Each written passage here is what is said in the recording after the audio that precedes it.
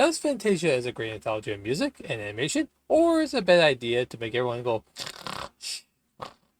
Let's go find out on DPR.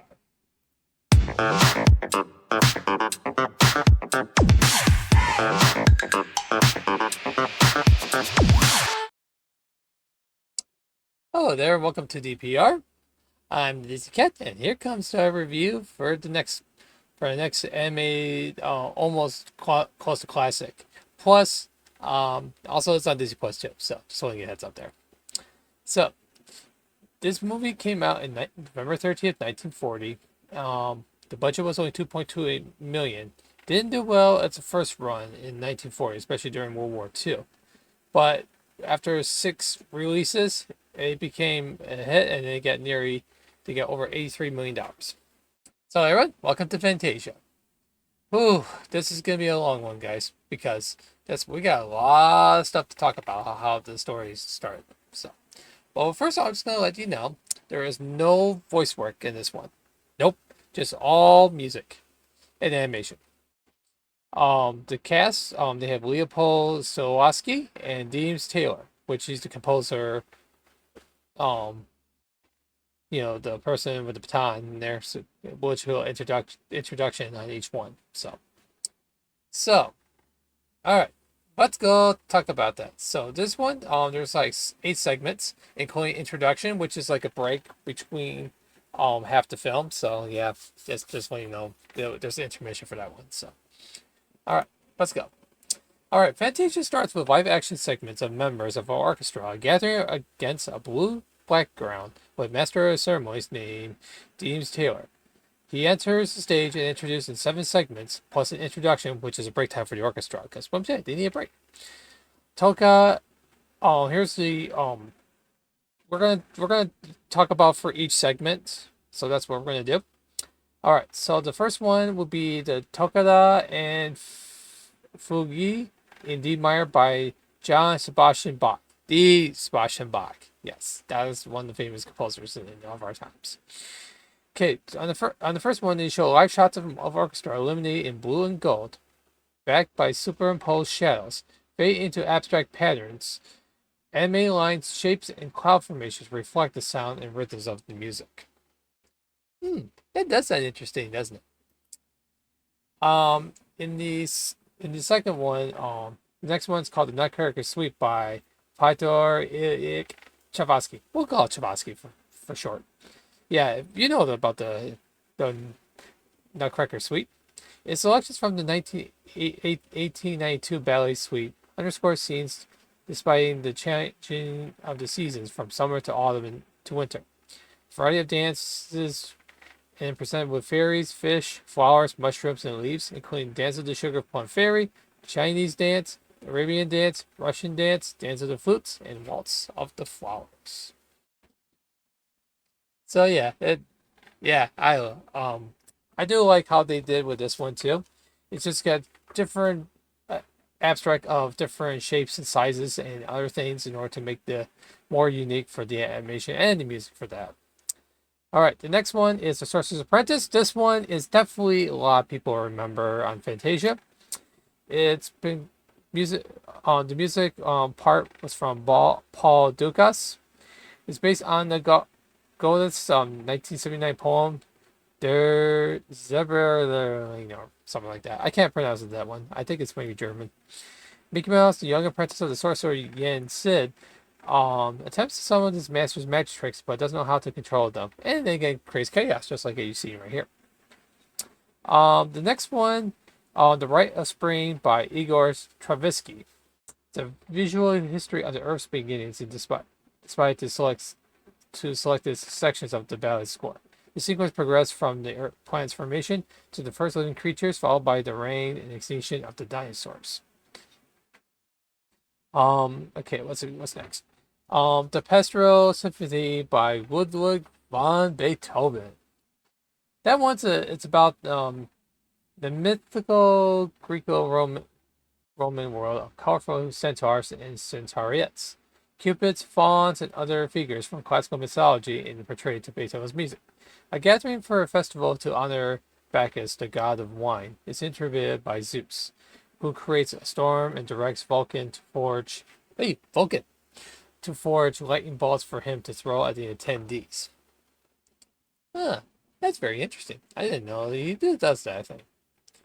Um, the next one, it's called The Dance of the Hours by Amilcare Ponchielli. I can't pronounce Italian. I'm so sorry. A comic ballet is in 4 sections. Madame Apanova and her ostriches in warning. That's what it's called for that one. The the hippos and her servants in the afternoon, and the Elfachine and her bubbly bowling elfin troop evening, and Ben Alligator and his trip alligators night. The finale finds all the characters dancing together until their place collapses. Yeah, yeah, they done a great job with this one because I really enjoy how they get these animals and do no voice work whatsoever, and they do like a suggestion just like they showed that. It's actually pretty cool how they did that.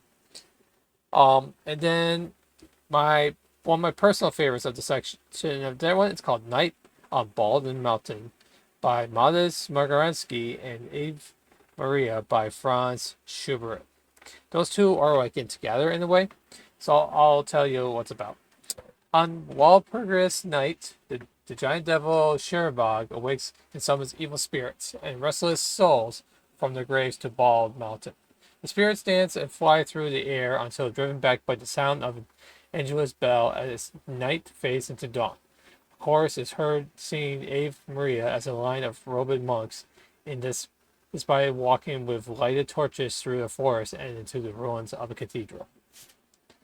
So, yeah, this one's been directed by various directors, including Samuel Armstrong, James Algar, Bill Roberts, Paul Satterfield, Ben Sharpenstein, David D. Hahn, Hamilton Lusk, with Hamilton Lusk still doing directing, Jim Henley, Ford Beebe, T. Norman Ferguson, and Wilford Jackson. Yeah, these guys did an amazing job on each segment of how awesome these anime shorts and try to do what they can. Try to get like so many segments and put some music in a twist. This has never happened before, and this is the very first for Disney that does that. But and the thing is, though, I thought I was going to get bored for this one. Yeah, I thought I was going to be bored for that one because, yeah, these segments of animation are so unique, so beautifully done. It makes me feel great to be a Disney fan and Disney animation fanatic because they work their asses off to show each segment for that one. There is actually some controversy on this one, which I will explain on the trivia part. But all I gotta say is, and also the screenwriters, well, actually storyboards mostly, is Joe Grant and Dick Humor did all of them. And Joe Grant and Dick Humor, great job with you guys. Two of you did an amazing job with this film. Yeah, even though it costs like 2.28 million at a time in inflation, I think it probably will cost maybe 180, 200 million maybe. I'm not 100% sure, but still, yeah, that's a lot of money you could make for this film. So yeah, it is actually pretty nice to um see these great segments of one movie show like a different director's perspective on how they do the animation and put the music in mix, which actually it's actually a good idea to do in that. It's actually pretty nice that they did so much on a movie that has no voice talent whatsoever, and it's probably might get some people bored because they actually like the animated movies that has some voice work. It's a good idea, actually. The visuals and the music actually just tells the story instead of just do the voice work. So, yeah, it's pretty brilliant how they did that. And this is actually um the segment, the anthology of music movies. This is not the first, but there's two more which I'll try to review for those two later on after I come back from vacation because I'll be going to Disney World pretty soon. So So yeah, yeah, I gotta say is that seeing this film again, it actually makes me smile because I really, really enjoyed this style. I thought I was not gonna enjoy it, but man, I enjoyed it more. I really love how they did with Fantasia. But I do have one tiny concern. It can get boring, especially if you're not into musical numbers and stuff like that. So yeah, that's only my criticism for that. But other than that, this is actually a fantastic film, close to perfection and still enjoyable. Now, before we gonna end my review, we are gonna talk about the controversy you also mentioned. But first, let's talk about the good. This is actually the first in Walt Disney Animation Studios history they do a music anthology of music segments and no voice work. Never seen that happen before. And then in 1990, Fantasia was selected for privatization in the United States National Film Registry, indicted by the Library of Congress, being culturally, historically, or aesthetically significant. So, yeah, Library of Congress, another indicted. That's good. I really appreciate they did that. Now we have some controversy we had to talk about. One of them actually starts with the Disney animator strike, which I'm not going to talk about that one because that would be a long video. So instead, I would search Google Disney's animator strike, and you'll see what I'm talking about. All right. In April 1939, Philadelphia advertising agent Mark S. Tuttleham filed an injunction suit in an attempt to prevent the film being made. Ouch. He claimed that the film originated from an idea of synchronizing animation with classical music, which he first described to Stokowski in 1937. Had prepared scenarios and orchestrated arrangements in Stokowski's request without acknowledgement or credit, and demanded a cut of the film's proceeds. So in April 1940, the case was dismissed, and in 1942, he filed a $25,000 damage suit against Stokowski, charging the conductor of misappropriation of ideas without credit. Then in 1942, the Irish film censor insisted the film's cut Taylor's significant scientific introduction to the rite of passage due to his materialistic portrayal of the origins of life. Yeah, which probably kids maybe have some problems with issues about death and all. Yeah, I don't blame him for that. So, in 1960s, four shots from the Pastoral Symphony were removed that displayed two characters in a racial stereotype manner. A black Cemeterette called Sunflower was displayed polished the hooves of a white Cemeterette, and the second named Otika appeared briefly during the procession scenes with Bacchus and his followers. The characters were initially removed from a 1963 rerun of the Disneyland episode Magic and Music, which originally aired uncut in 1958.